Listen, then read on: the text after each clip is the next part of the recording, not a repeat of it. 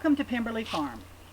Today we are going to start planting some seeds to grow off so that we can plant them when it gets a little bit cooler weather.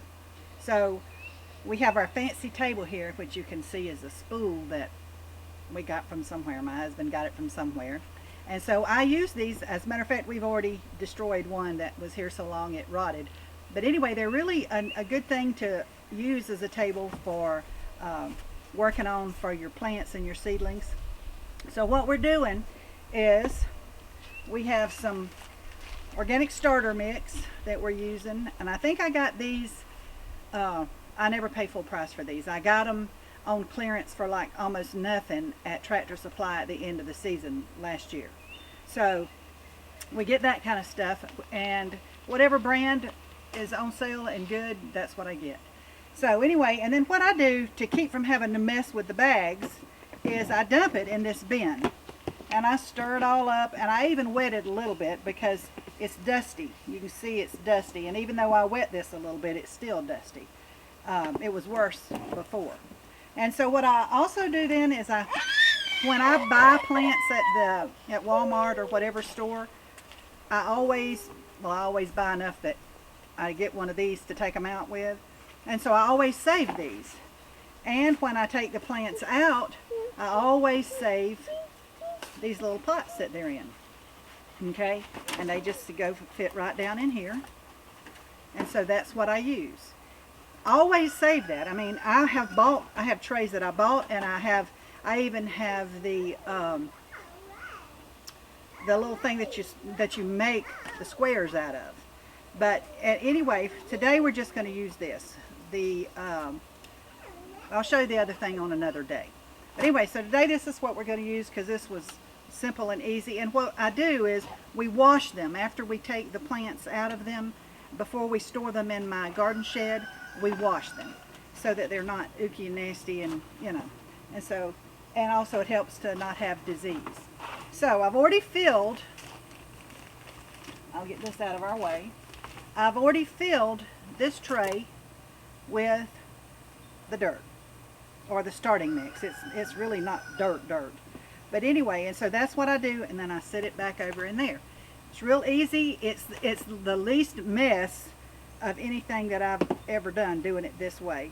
And if I don't use everything in this bin, it goes back in my garden shed where it's safe, and it's not going to get rained on or anything like that. So that's what we're going to do today, is plant a few things for the fall. Now I'll tell you that normally I would do this and put it in my greenhouse that is still not built. Y'all know that story. If you don't, go back a few episodes and you'll see. But anyway, so I had my husband set up this little dining canopy thing so we could do it out here without being in the sun. And also, this is some extra shelf unit that we had from something that we did.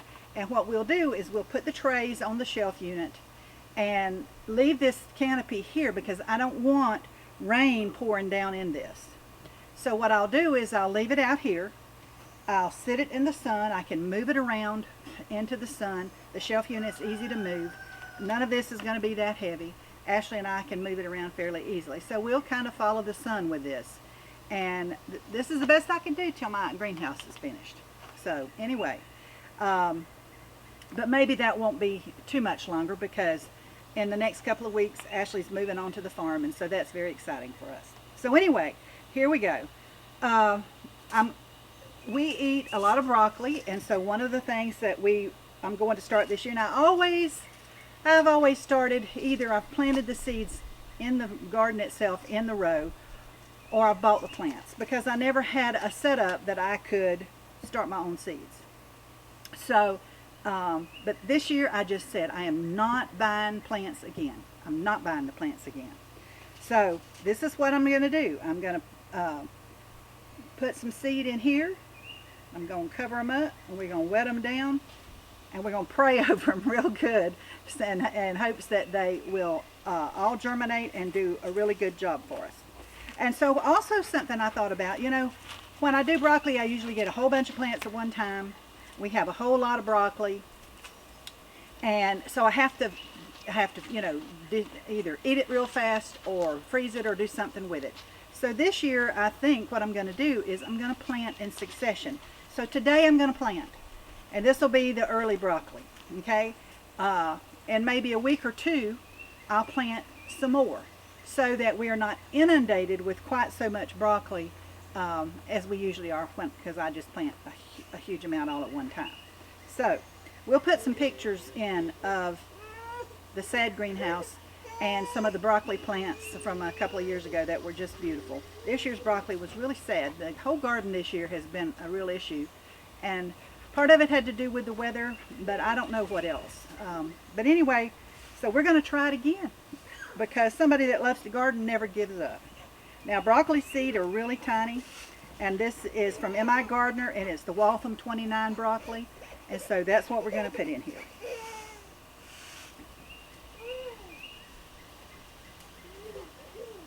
Tiny little seed.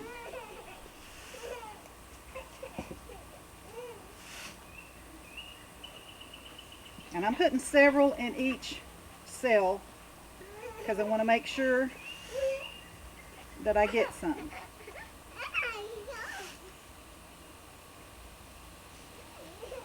And I'll probably end up with more broccoli than I need to the first time anyway, but that's okay, because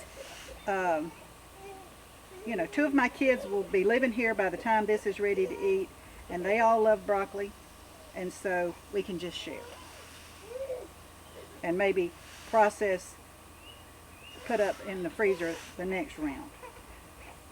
Okay, so I'm only going to do those 4. That's you know, quite a bit. If they all make, that's quite a bit. All right. Another thing that we really like is collards and cabbage, and so I've got a couple of different kinds here. This is from Baker Creek, and it's the Vates collards. And then cabbage, we really like the Savoy cabbage. I really like that. It seems to grow really well here, better than a lot of others that I've planted. And so I've got the M.I. Gardner Savoy cabbage, and then this is a different kind that I've never grown. It was a free thing from Baker Creek. You know, when you order from Baker Creek, every so many dollars they give you a free seed. And so this is called Brunswick cabbage, and so I think we're going to try it. It can't hurt. So we're going to try that. And we've got some pak choy, Chinese cabbage. Well, I really like that too. And so I just really like a whole lot of stuff. So anyway, I don't have enough set up here to plant all of this, but and I'll do that in a few minutes. But what I'm going to do next, and I left my Sharpie in the house, but what I'm going to do next is, I got these at Amazon.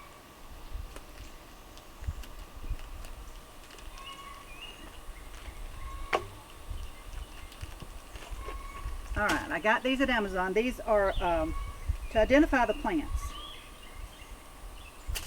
They're just a plastic thing to identify the plants. And what I'll do is I'll write on them and put in each of these little pots and write on them what I put in there, and the date. I'll also put the date. Okay, now like I say, I forgot my Sharpie, so I can't do it right this second, but you get the idea. And this is a huge amount of these, and they were not very expensive at all, so that's what I'm going to use for this. Alright, so also I'm going to go ahead and plant the pak choy cabbage seed. I got these when I went to Crossville for the Great Appalachian Homestead Conference. I got these at that very cool hardware store that Patera has talked about before. So we went there, and it's right next door to the Country Cupboard, which is a great place to go to eat, and for bulk food and gifts and a lot of different things. So if you're ever in the Crossville, Tennessee area, go pay those 2 places a visit, because they're very cool places. All right, so I think I'm gonna do 2 of the pak choy. I really like that. You can use it in a lot of different things. You can stir fry with it, You can just, steam it or, whatever, however you like to eat it. Add it to another dish, that some kind of soup. There's many things you can do with it. Again, they're very tiny little seeds. Okay.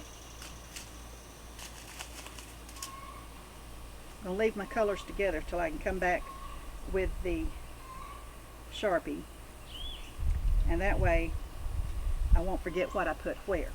Alright, so you get the idea. I'm not going to do all these trays while you watch.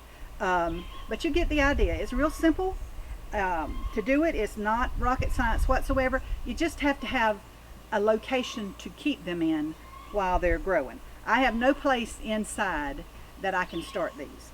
And so this was the best I could do, was under this dining canopy.